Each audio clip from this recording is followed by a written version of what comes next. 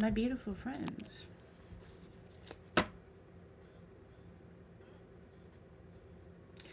Somebody watches you and they know that you have a deep bond. They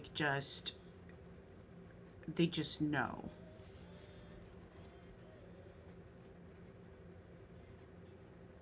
And you both might fall in line with convention.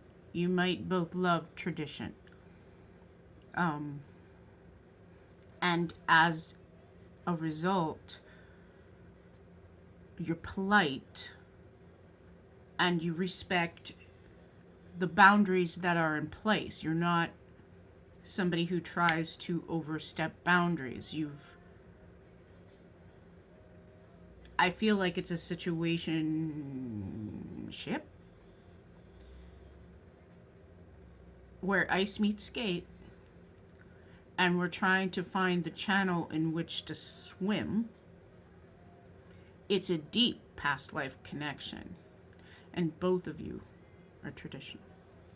This person is looking for spiritual guidance when it comes to you, but they're not really sure how to approach this, because a lot of what they're experiencing with you and a lot of what you are experiencing with them falls outside of the framework of the traditions in which you are both very strong in your faith for. You believe in, like, the institution of marriage. You believe that it has its place in the world and a sacred place in the world. You have a very maternal energy, and it's incredibly protective. And this person is kind of watching you be like the bear, the mama bear, so to speak, over other people, because there are certain people in your life who you just hold very close, and it's almost like they watch you from an outside perspective and nurture people.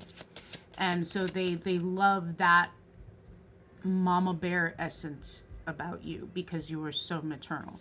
One of you is surrounded by a lot of colors and just different people in your life who are like cartoon characters, or who are just total characters, right?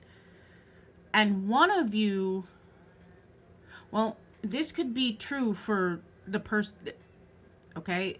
There's also this energy of being surrounded by people where you feel like you have to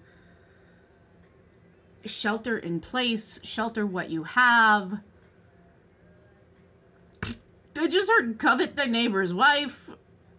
Okay, so that there are people where it's like trying to take, okay, in a situation where people are traditional.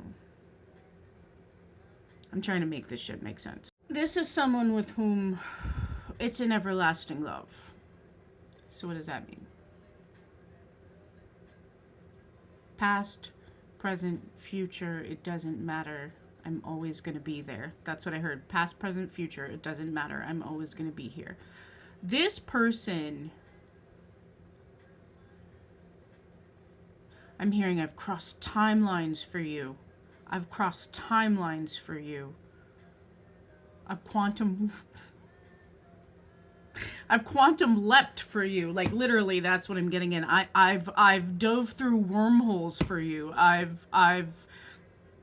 This is very scientific, right? You're picking up this pattern.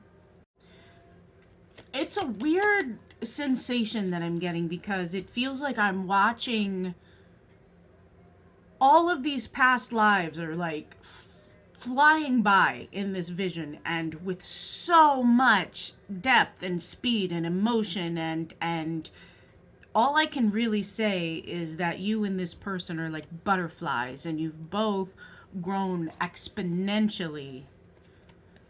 And it's like we do this once again. Once again, on this timeline, we come back together to do it again. And I don't want to do it with anyone else but you.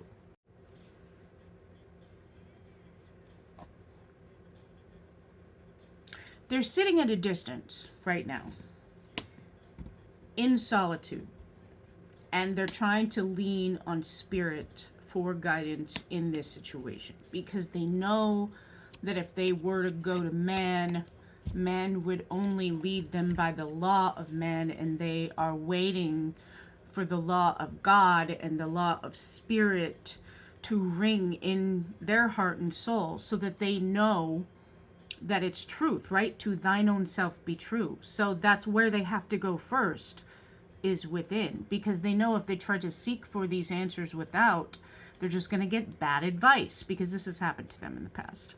They have lived through a lot in life, and you both come at life with the adage of what doesn't kill you makes you stronger, and if it wasn't at least a little hard, did it really happen? And was it really worth it?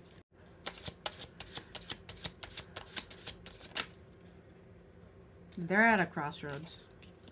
They have a decision to make, a path, a choice. You may even be very well aware of the choice that they have to make. You also probably have choices to make. I feel like this is a shared journey between two people having to make choices in a world where they both value tradition and harmony and peace and locality. I don't know, something about local yokel. Situationship. Because somebody got themselves involved in a situationship. It was a casual connection. There's no labels. There's unclear intentions. And there may even be like, oh shit, that song is coming back in. I knew I was gonna be your ex-girlfriend. So there is a person involved in this who it's like, this is a situationship. Maybe other people put labels on it, but these two didn't have labels, or they had very loose labels, and I'm hearing loose lips sink ships. So interesting. There's a lot of hiding. There's a lot of hiding in, it's not you. You're authentically you, darling. Whoever this person's energy is that I'm picking up on, they're hiding. I hate this, dude. So here's the deal. They're entertaining this person. Okay, they're at a crossroads. They don't really love this person. This is a situationship that went undefined. But this is the world that we live in. So these situationships that go undefined, where neither person actually loves the other person, but they don't want to be alone with like 1,200 cats, which I love cats, so whatever. But it's like, we're going to get married so that we're not alone, because I'm tired of being alone, but I don't actually love you, nor do you love me. So then what happens when one of them finds their person? Pour some tea for three, I guess.